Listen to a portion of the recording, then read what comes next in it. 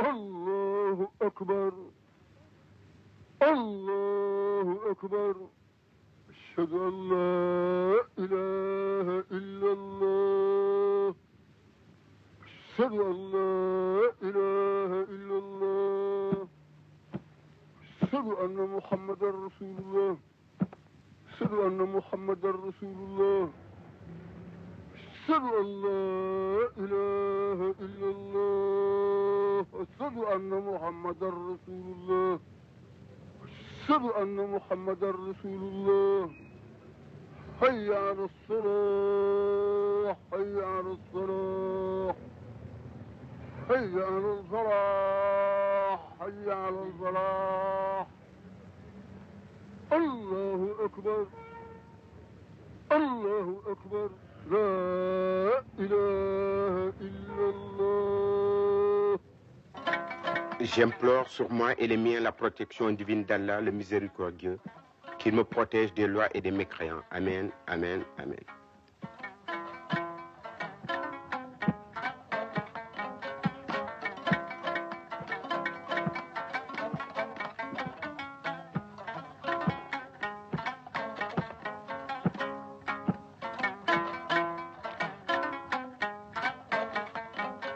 Pense ceci et que Dieu t'accompagne et pense que nous n'avons rien pour midi. Merci pour tes souhaits.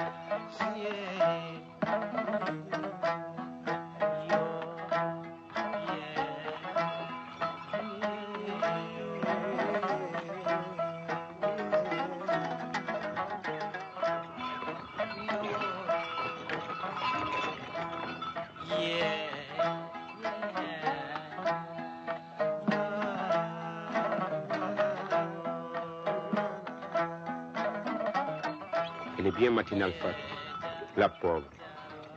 Je me demande quand elle va me régler. Pour elle aussi, les choses ne sont pas bien.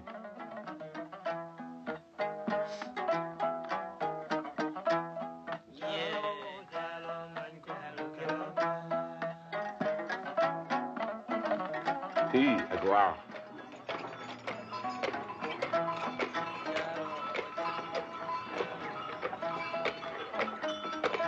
Voilà ce teint de Momodou. Il faut prendre tous les matins. Je ne m'arrêterai pas. À sa place, je resterai à la maison. Depuis plus de 6 mois, il est en chômage. Et il s'entête à se lever tous les matins.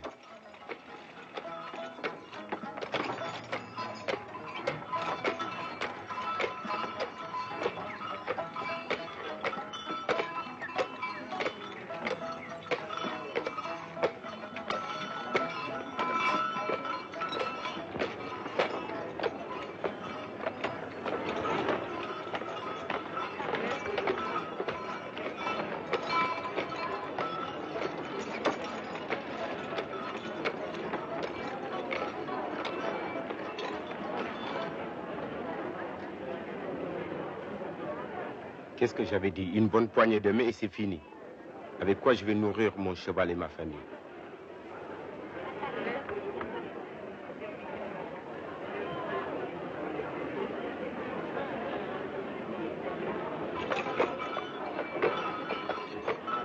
Allons attendre la miséricorde de Dieu.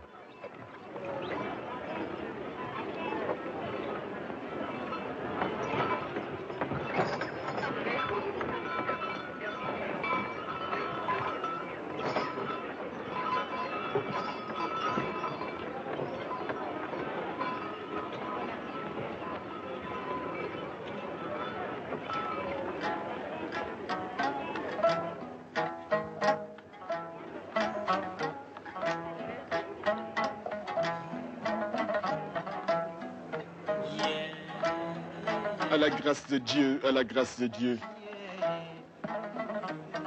Ayez pitié de moi. Ayez pitié de moi. À quoi bon lui répondre? Des mendiants, il y en a tellement. Ils sont comme des mouches. Borom s'arrête, réveille-toi, j'ai du travail à la rue 32. Oui, patron. Alboura.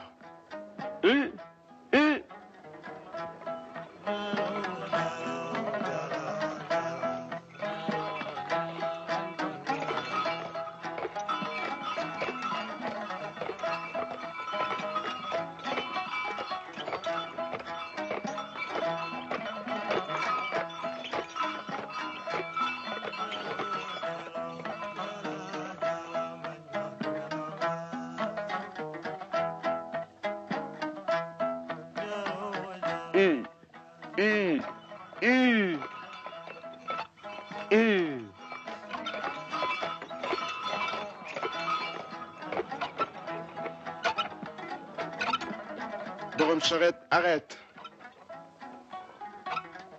Conduis ma femme à la maternité, de suite. Oui, patron.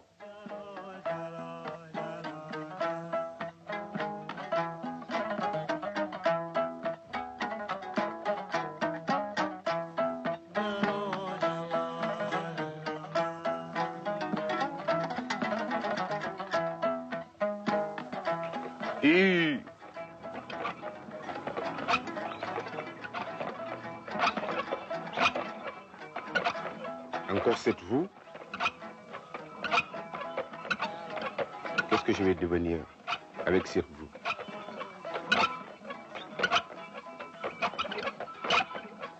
Ça grince encore. Et cette femme qui a toujours sa tête sur mon épaule. Et pourquoi payer sa tête ailleurs? Sur l'épaule de son mari? Ce sont les femmes de maintenant. On n'arrive jamais à les comprendre.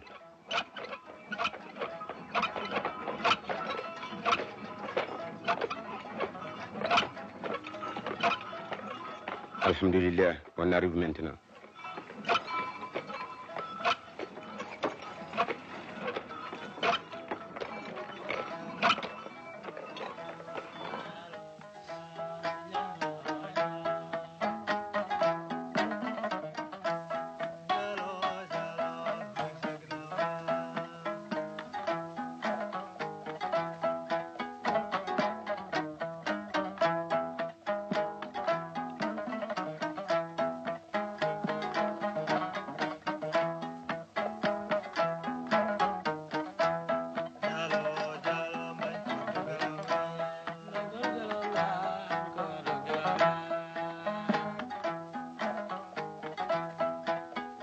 Je ne rentre pas encore ce midi. Je vais me reposer un peu. Une matinée aussi bonne, il ne faut pas la perdre. Et puis Fatou m'avait donné un peu de la cola. Ça me suffit pour ce midi. Qui sait ce qu'ils ont mangé à midi? Qui sait? Qui chante les louanges de mes ancêtres? Les preux, les braves guerriers d'antan. Le même sang coule dans mes veines. En effet, ce n'est pas parce que la vie nouvelle m'a réduit à ce travail d'esclave que je ne suis plus un noble, comme mes ancêtres.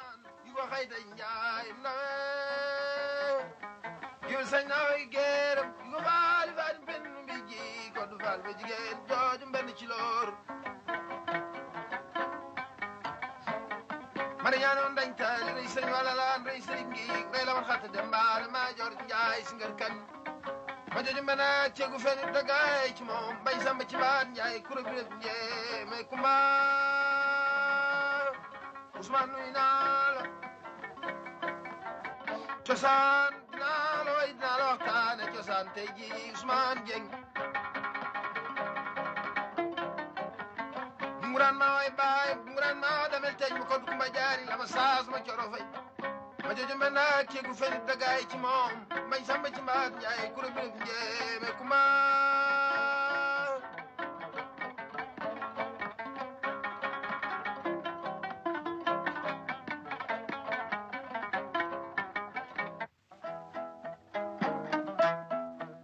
Salam alaikum, frère. Tu me conduis au cimetière? Si tu payes. Oui.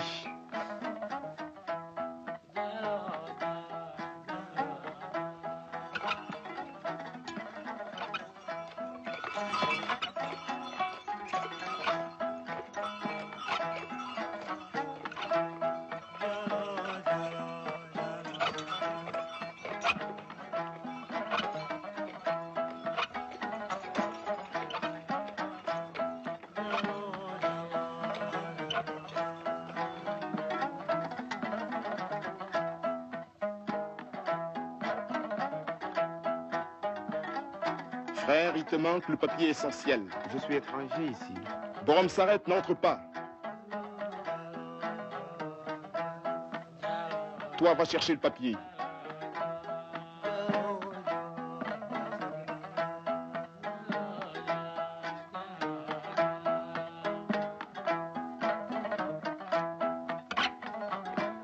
Dieu sait que je suis croyant. Mais qu'est-ce que je vais devenir avec mon enfant? L'autre, je ne voulais pas le laisser, lui non plus.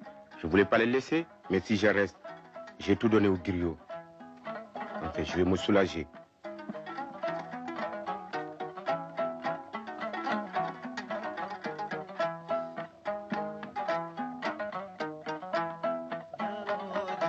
Assalamu alaikum, es-tu en paix? Paix seulement. Je déménage, je vais au plateau. Au plateau? Oui, Oh, c'est interdit au Borom Saret. j'ai des relations et je paye bien. Les relations, non. Mais je ne vais jamais. Regarde. C'est défendu. Ah. Ah, il est là. Que tous les saints, mes marabouts m'assistent. Je vais risquer le coup.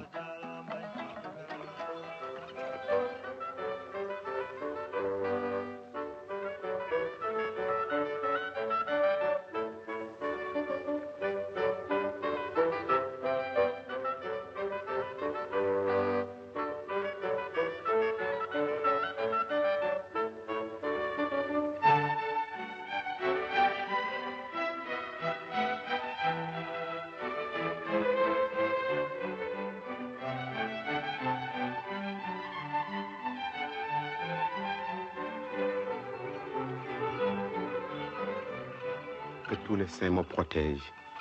Que mon grand marabout, le bien-aimé cher, me protège. Que tout le monde me protège.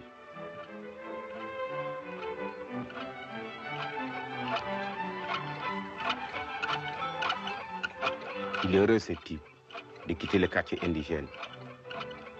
Regarde-moi ces rues, Alborar. Ces maisons.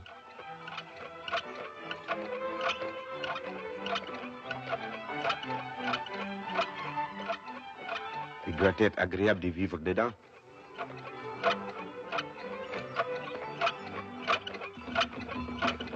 Et c'est trop. C'est trop. Ce bruit. Oh mon Dieu, cher. Cher, protège-moi. Mes marabouts, protégez-moi.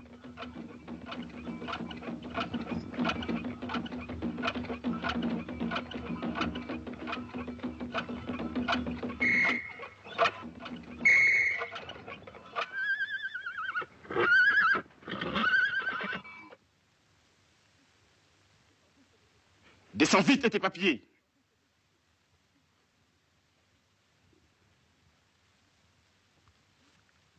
Vite.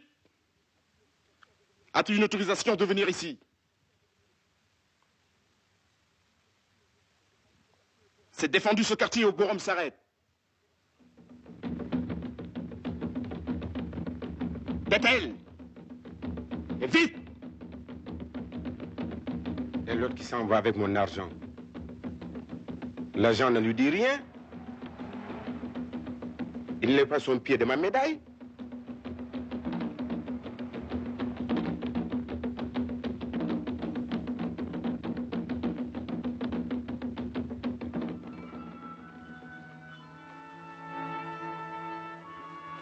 Non seulement l'autre, ce voyou est parti sans me payer, je suis sans charrette.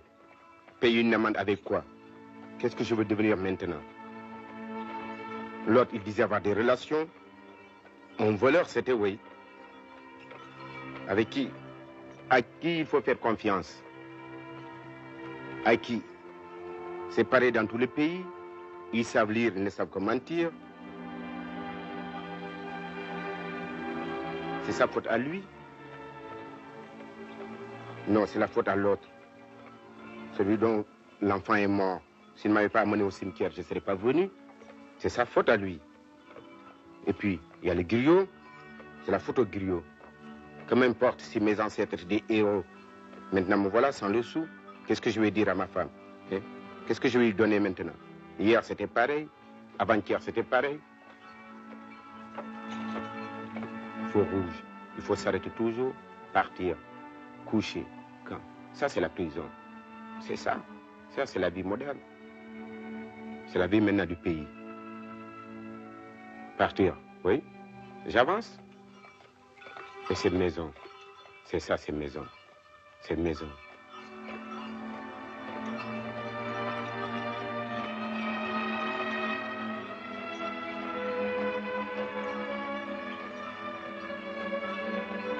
Hier, c'était pareil. Avant-hier, c'était pareil. On travaille pour rien. Qu'est-ce que je veux dire à la maison? Qu'est-ce que je vais dire? Ma charrette, avec quoi je la paye maintenant?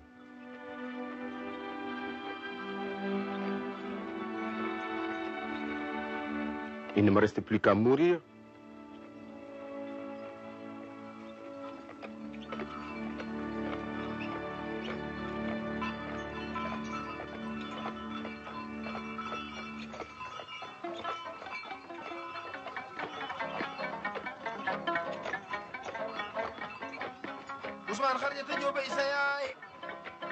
Ici, c'est mon quartier, c'est mon village.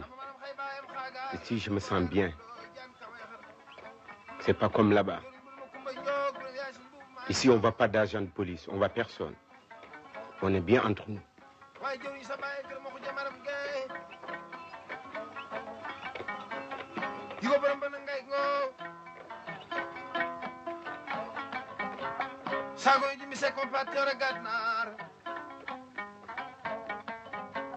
Ousmane Cosaan naam jikko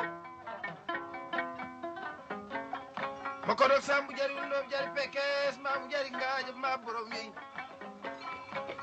moo jor siga daal di caaci nguraan maa way sa baay nguraan maa wa defal teñ ma ko dukuma jari lama saas ma joro fay saas ba. Si c'est moi que tu attends, je n'apporte rien. Rien, même pas la charrette. ne bala nga yebati góor mos ko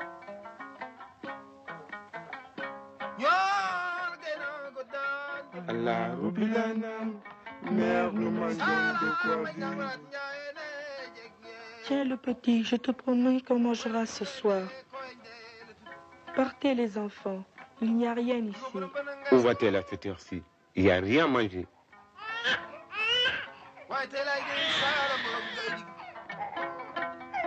Tell I do